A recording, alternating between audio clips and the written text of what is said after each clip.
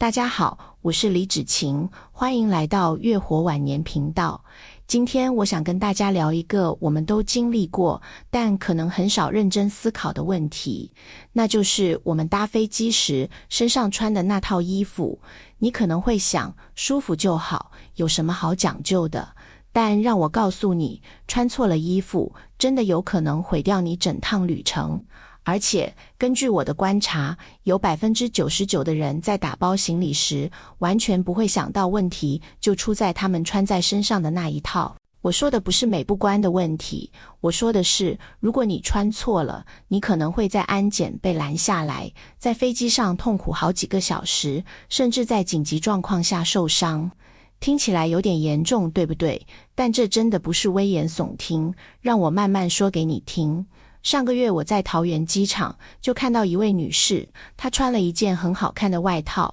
上面有很多亮晶晶的金属扣子。结果过安检的时候，机器哔哔哔响个不停，工作人员只好请她到旁边做全身检查。她站在那里一脸尴尬，工作人员用检测仪器从头到脚慢慢扫，前后耽误了20几分钟。等到她终于通过的时候，整张脸都红了。后面排队的人都在叹气，有些人还忍不住看手表，担心自己赶不上飞机。这种事真的存在发生的可能性，而且比你想象的更常见。穿对衣服真的不只是舒服而已，在某些情况下，它可能还关系到我们的健康和安全。所以今天我想从最容易被忽略的地方开始说起。首先，我们来谈谈鞋子。很多朋友都习惯穿运动鞋搭飞机，觉得这样最舒服，走路也方便。但有一个现象你一定要知道，在飞机上，因为气压变化和长时间坐着不动，你的脚是会肿胀的。我自己就有过一次惨痛经验。那次我从高雄飞香港，穿了一双绑得很紧的球鞋，心想反正航程短没关系。结果落地的时候，我的脚肿到鞋带都勒进肉里了，痛得不得了。等到我把鞋子解开，整个脚背都是红色的压痕，走路都一拐一拐的，好一阵子才恢复。我后来查过资料，也问过一些常飞的朋友，大家讨论后都觉得，也许最适合长途飞行的鞋款是那种轻便的布鞋或是懒人鞋，容易穿脱，没有金属配件，鞋面柔软有弹性，这样脚肿的时候才不会受罪。也有人喜欢穿拖鞋，觉得方便又凉快，但老实说，这存在一定的风险。你想想看，万一飞机上出现紧急状况需要疏散，拖鞋可能会在逃生的时候脱落，或者让你滑倒。而且台湾的机场地板都打磨得很光滑，穿拖鞋走路真的要格外小心。还有一点你可能没想过，某些国家的机场安检可能会要求你拖鞋检查。如果你穿的是那种要解很多鞋带的靴子或是高筒鞋，光是脱鞋穿鞋就要搞老半天，后面排队的人可能会用眼神瞪你，那种压力真的不好受。所以选对鞋子真的很关键，它可是决定你旅程顺不顺利的一步。接下来我想说一件很多人不好意思提，但真的很重要的事，那就是香水和体味。去年我从桃园飞大阪，坐在我旁边的先生喷了非常浓的古龙水，那种味道浓到什么程度呢？整个机舱前3排都闻得到。我本身对化学香料有点过敏，结果整整3个小时我一直咳嗽，咳到喉咙都痛了，后来还有点想吐，整个旅程都毁了。我查过资料，专家们指出，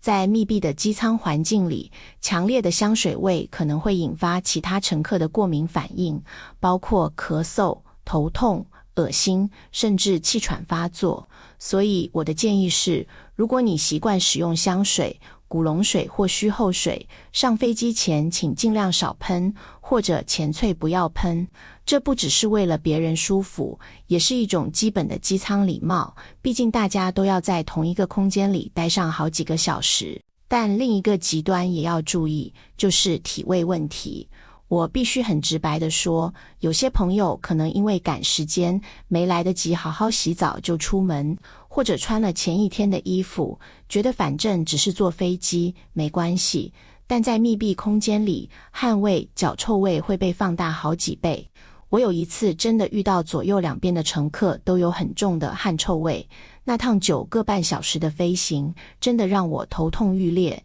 下飞机时整个人都不舒服。而且那天航班客满，我根本没办法换位子，只能硬撑。所以请在出门前好好洗个澡，换上前进刚洗好的衣服。如果你比较容易流汗，带一小包湿纸巾在身上，中途可以去洗手间稍微擦拭一下。这不只是为了你自己的舒适，也是对同机乘客的尊重。毕竟大家都花了钱买机票，谁都不想在难闻的气味中度过好几个小时，你说对不对？现在我要进入一个有点私密的话题，但请相信我，这真的很重要，那就是内衣裤的选择。我知道这个话题不太好意思开口，但选错内衣裤可能会让你的整趟飞行变成一场折磨。飞机上的空气非常乾燥，湿度大概只有 10% 到 20% 左右，比台湾平常的 60% 到 80% 乾燥得多。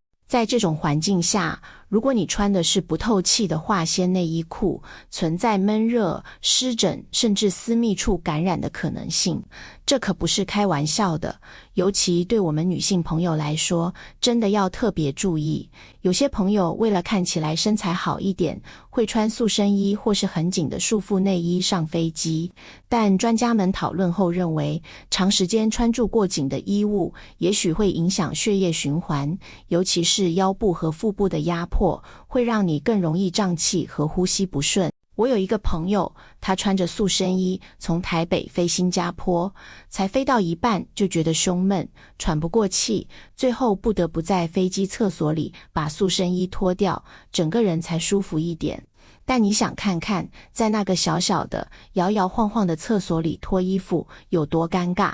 所以我的建议是，一个可能的选择是纯棉或竹纤维材质的内衣裤，尺寸比平常大半号到1号。因为在机舱里坐久了，你的腰围和臀围都会有些微肿胀，太紧的内衣裤会勒得你坐立难安。还有一件很重要但很多人忽略的是，记得在随身行李里多带一套前进的内衣裤。我自己有一次遇到乱流，饮料洒在裤子上，湿哒哒的坐了4个多小时，那种黏腻不舒服的感觉，真的让我发誓，以后一定要多带备用的。尤其是长途飞行，能在飞机上换一套前进的内衣裤，整个人会舒服很多，也比较卫生。这是一个小动作，但带来的舒适感真的差很多。特别是我们这个年纪，保持前爽舒适真的太重要了。讲完内衣，我们来谈谈外裤的选择。很多人觉得穿短裤搭飞机很凉快，很方便，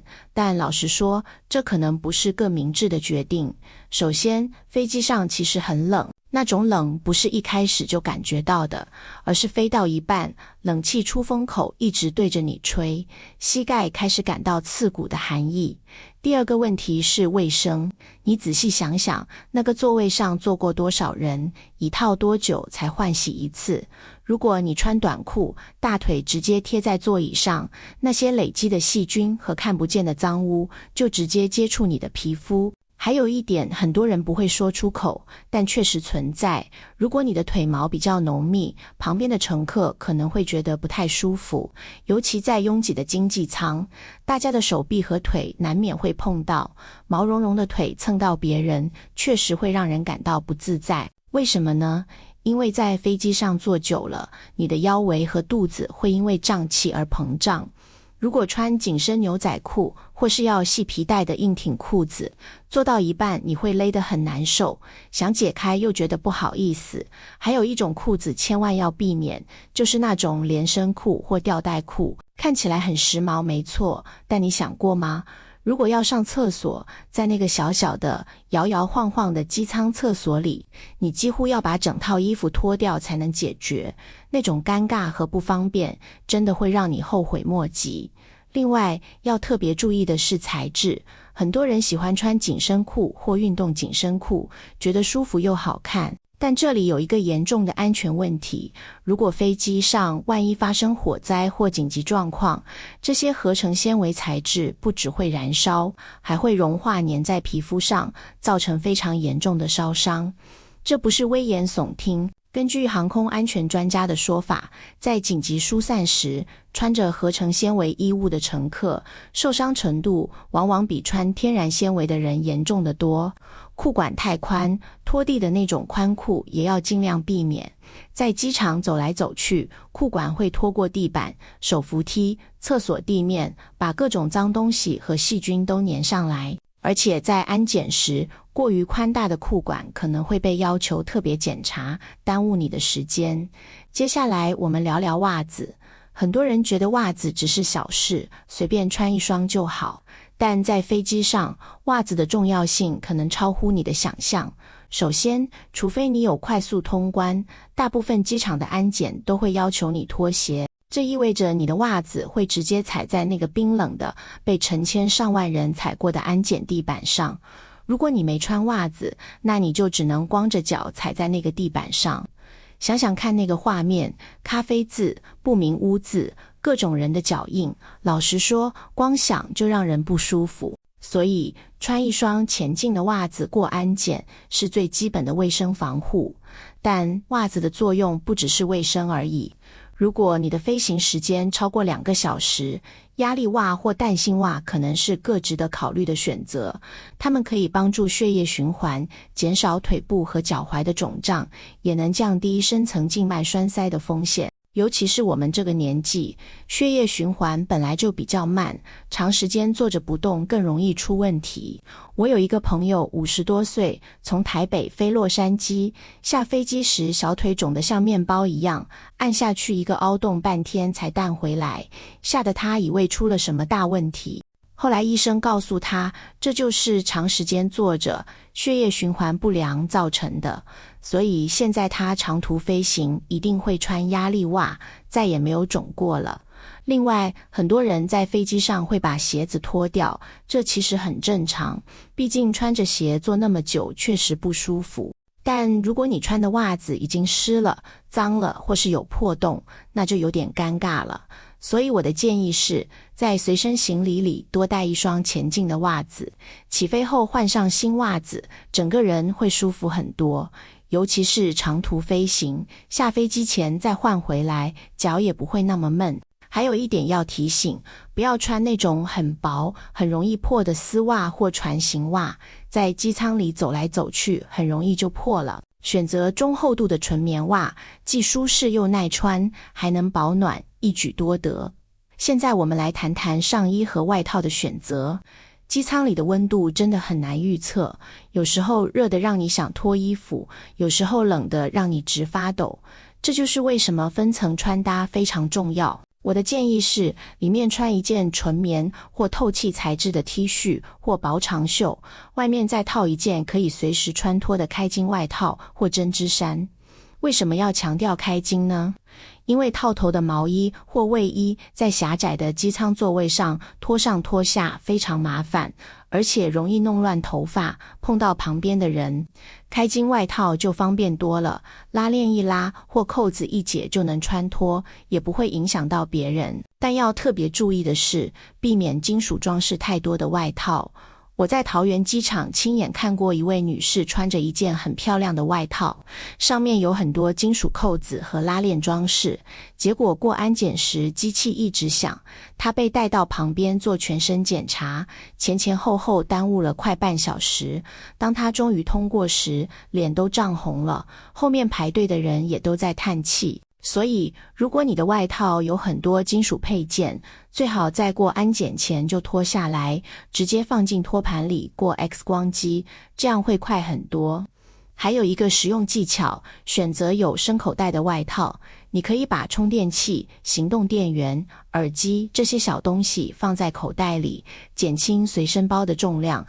但记得过安检时要把口袋里的东西都拿出来，不然还是会被要求重新检查。关于颜色和材质，我建议选择深色、不容易起皱的布料。飞机上难免会遇到饮料泼洒、食物掉落，深色衣服比较不会显脏。而且在长途飞行中坐了好几个小时，容易起皱的衣服会让你下飞机时看起来很狼狈。如果你要直接去开会或见朋友，一身皱巴巴的衣服的一印象就打折扣了。最后要提醒一点，不要穿那种款式太夸张、太前卫的衣服。网络上有人分享过，他穿着一件印有骷髅头和金属风格图案的 T 恤去机场，结果被安检人员随机抽查的次数明显增加。后来他改穿简单的素色衣服，这种情况就减少了很多。这不是说你不能展现个性，而是在机场这种安检严格的地方，穿着太过张扬可能会引来不必要的麻烦。毕竟顺利通过安检，准时登机才是最重要的，你说是不是？最后我们来聊聊配件和饰品。很多人出门习惯戴手表、戒指、项链、手环，觉得这些配件能让整体造型更完整，但在机场，这些小东西可能会变成大麻烦。我有一次带着一只智能手表过安检，结果机器一直响，安检人员要求我脱下来单独过 X 光机，整个流程就慢了下来。后来我学乖了，现在每次到机场，在排队前就会把手表、戒指、项链全部拿下来，放进一个小袋子里，直接丢进托盘过机器，省时又省力。如果你有带金属皮带，最好在家就换成布质或尼龙皮带，因为金属皮带在安检时几乎100%会触发警报，你就得在众目睽睽之下解开皮带、脱裤子，那种尴尬真的不必要。还有一种东西很多人会忘记， AirTag 或其他追踪器。有一次我看到一位先生把 AirTag 放在外套口袋里，结果过安检时被标记为可疑物品，安检人员把他的包和外套都拿去仔细检查，整整耽误了10几分钟，他急得满头大汗，差点赶不上飞机。所以如果你有使用追踪器的习惯，记得把它放在托运行李里，或是在过安检前拿出来，跟其他电子产品一起放进托盘。对于有医疗装置的朋友，比如胰岛素泵、心脏起搏器、人工关节，一定要主动告知安检人员。台湾运输安全管理局建议，你可以事先准备一张医疗证明卡，上面简单说明你身上有什么医疗装置，这样在安检时出示给工作人员看，他们就会用其他方式帮你检查，不会让你经过金属探测门或接受全身扫描。有些国家的机场安检设备非常敏感，即使是很小的金属物品都可能触发警报，所以如果你要飞国际航班，最好把身上的金属配件减到最少。我的经验是，简单就是最好的策略，一只简单的手表，一对小耳环，其他的都收起来。这样不但过安检快，也不用担心在飞机上弄丢贵重饰品。毕竟出门旅行，平安顺利最重要，不是吗？好啦，说了这么多，让我总结一下，到底怎么穿才能让你的机场旅程最顺利、最舒适？从头到脚的理想搭配可能是这样的：鞋子选择轻便布鞋或懒人鞋，无金属配件，容易穿脱；袜子选择中厚度纯棉袜或压力袜，随身多带一双备用；裤子选择纯棉或棉混纺的宽松长裤，有松紧带的最棒；内衣裤选择纯棉或竹纤维，尺寸比平常大半号；上衣选择纯棉 T 恤或薄长袖当里层，加开襟外套或针织衫当外层。配件尽量减少金属物品，提前取下放进小袋子。这样的搭配兼顾了舒适、安全和便利，真的很适合我们这个年纪的朋友。颜色方面，我建议选择深色系，不只是因为耐脏，也因为在某些情况下，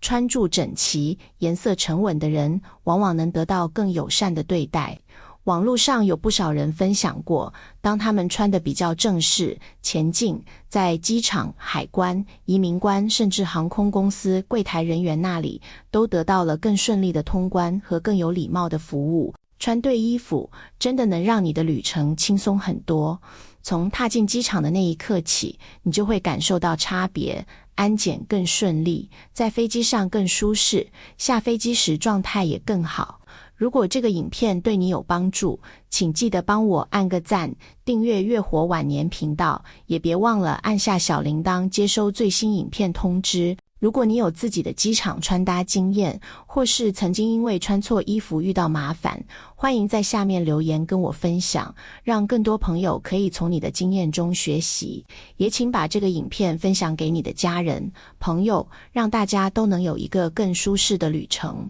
不要忘记订阅月活晚年，我是李芷晴，我们下次见。